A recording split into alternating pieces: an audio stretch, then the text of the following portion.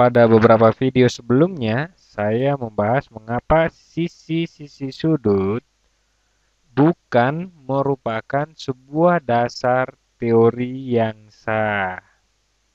Oke. Dan apa yang ingin saya lakukan di video ini adalah menelusurinya lebih dalam lagi. Dan teori ini tidak disebut sudut sisi-sisi karena singkatannya akan membuat orang tertawa di kelas ilmu ukur. Nah, jadi mari kita pikirkan saja mengenai sebuah segitiga di sini. Oke, jadi katakanlah bahwa saya mempunyai segitiga di sebelah sini. Oke, biarkan saya menggambarnya. Oke, jadi katakanlah saya mempunyai segitiganya dan terlihat seperti ini. Saya mempunyai masalah dengan menggambar segitiga dengan lurus. Jadi segitiganya akan terlihat seperti itu. Oke, seperti itu. Oke, dan katakanlah kita menemukan segitiga yang lain.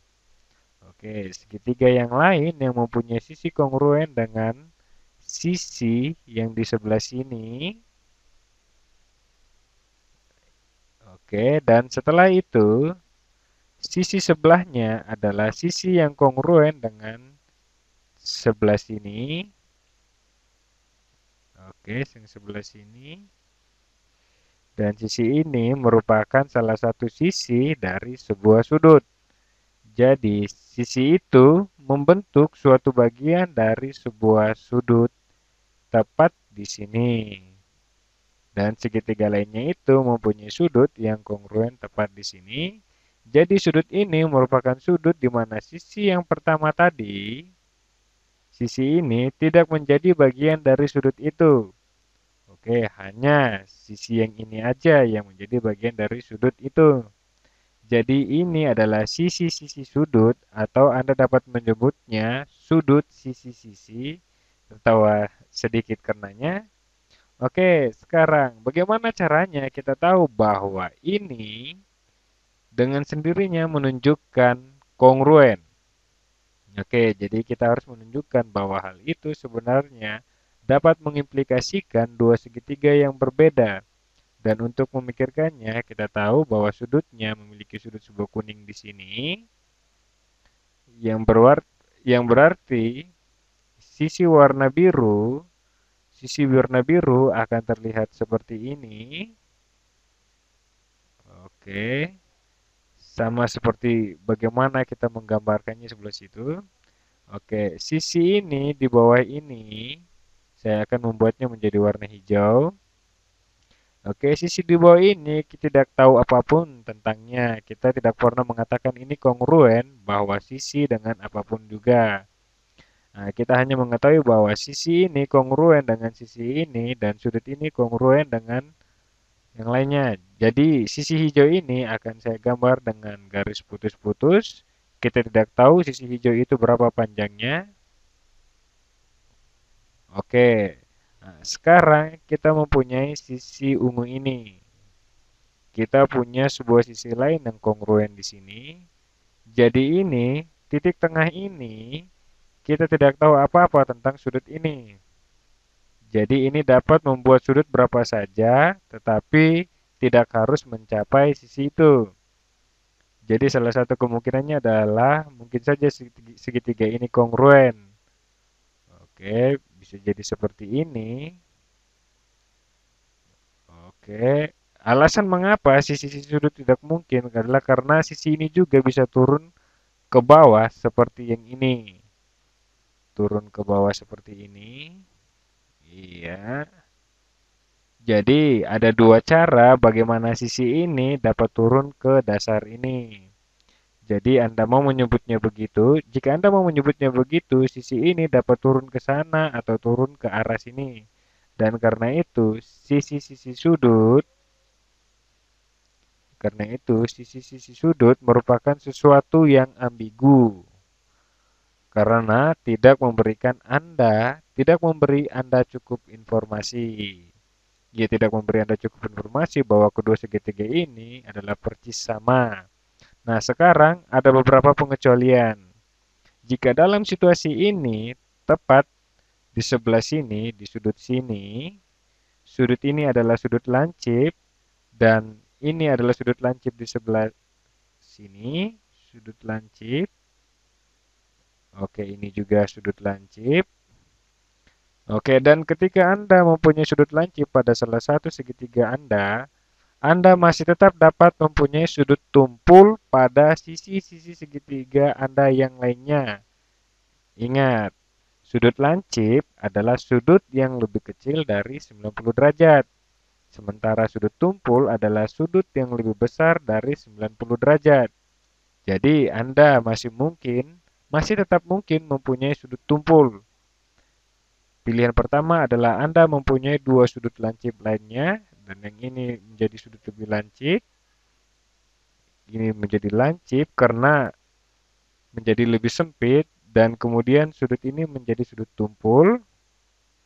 Oke, ini sudut tumpul. Jadi ini adalah sudut tumpul, dan hal ini hanya mungkin terjadi jika Anda tidak mempunyai dua sudut tumpul dalam satu segitiga yang sama.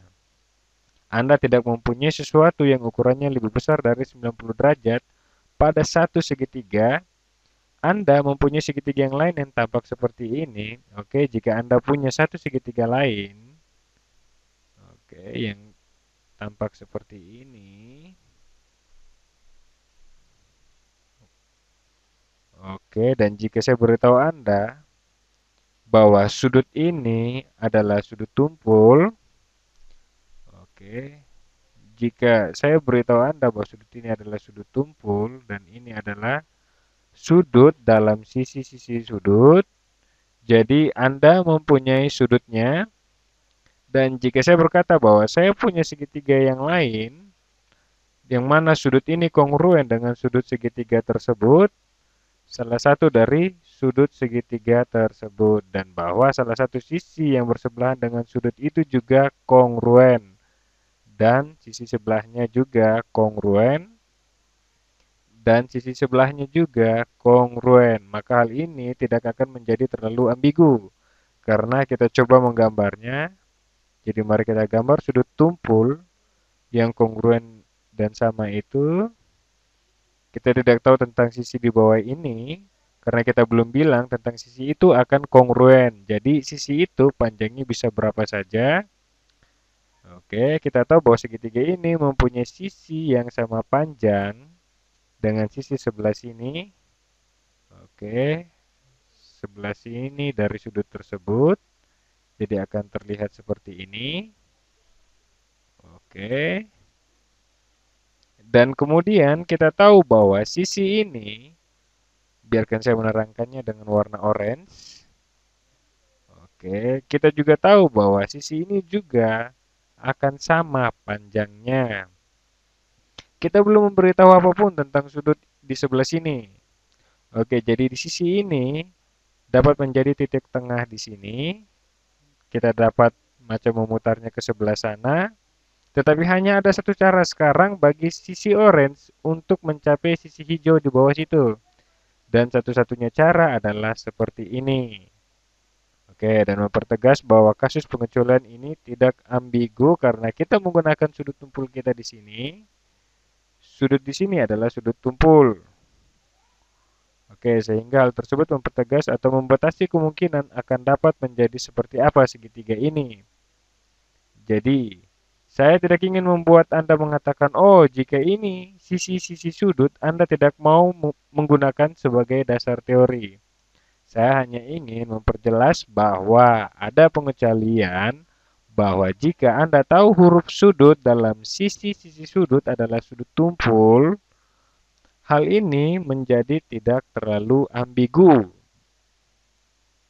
Oke, dan akhirnya Anda ada suatu kondisi di mana ini adalah sudut lancip, yang mana akan menjadi ambigu. Anda mempunyai sudut tumpulnya, dan Anda mempunyai sesuatu yang merupakan di tengah keduanya, yang mana merupakan sudut siku-siku. Jadi jika huruf sudut dalam sisi-sisi sudut adalah sudut siku-siku, oke, jika Anda mempunyai sudut siku-siku, dan Anda mempunyai garis dasarnya yang panjangnya tidak diketahui, tetapi Jika Anda memastikan garis di atas ini, jika Anda tahu pasti garis ini karena Anda mengatakan sisi ini kongruen dengan segitiga kongruen lainnya, dan jika Anda tahu panjang setelahnya adalah pasti, dan jika memikirkan tentang itu, sisi setelahnya sebelah sini akan merupakan sisi yang berseberangan dengan sudut siku-siku tersebut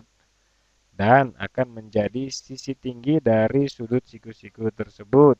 Maka Anda akan tahu bahwa cuma ada satu cara untuk membangun segitiga ini, mirip dengan kasus sudut tumpul tadi. Nah, seperti ini. Jadi hal tersebut memang menuntun kita pada dasar teori yang lain, yaitu disebut teori sisi sudut siku-siku, sisi sudut siku-siku hipotenusa, yang mana benar-benar hanya merupakan kasus pengecualian dari kasus sisi-sisi sudut. Oke, di mana sudutnya adalah sudut siku-siku. Dan untuk ini mereka menulis sudutnya terlebih dahulu. Ini adalah sudut sisi-sisi dan mereka dapat melakukannya karena sekarang mereka dapat menulis sudut siku-siku sehingga tidak akan menimbulkan singkatan yang memalukan itu. Oke, dan hal ini juga sedikit masuk akal karena jika Anda mengetahui dua sudut dari sebuah segitiga siku-siku dan kita belum membahas lebih mendalam pada deretan video-video mengukur ini, tetapi Anda mungkin sudah tidak asing lagi dengan ini, dengan rumus Pythagoras, Anda dapat selalu mengetahui sisi yang ketiga. Nah, jadi jika mempunyai informasi seperti ini mengenai segitiga yang mana saja, Anda akan dapat selalu mengetahui sisi yang ketiga. Nah, ini adalah sisi-sisi. Jadi saya hanya ingin melakukan kasus pengecualian kecil ini. Tetapi secara umum, hal pentingnya adalah bahwa Anda tidak dapat langsung menggunakan sisi-sisi kecuali jika Anda mempunyai lebih banyak informasi.